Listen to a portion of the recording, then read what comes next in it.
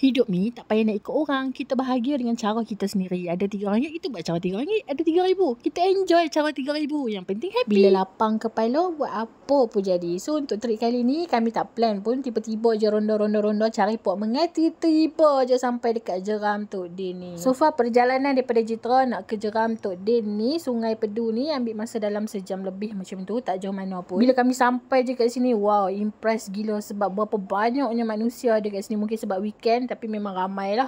Ada yang berkelah, ada yang jadi monyet panjat pokok lompat. So dengan suasana dia ni memang best gila-gila lah. So bagi budak-budak ni berendam sat, mak ayah dia memang tengok je lah daripada atas tu sebab tak bawa baju. Bagilah budak-budak ni mandi sat, bagi dia seronok. Lepas tu berbalik kepada plan asal, nak cari tempat mengai. So berdekatan dengan Jeram Tok Din ni ada satu campsite yang terletak dalam kebun durian. Sekarang ni musim durian you all. So CEO campsite ni bagi kami rasa durian dia memang padu you all.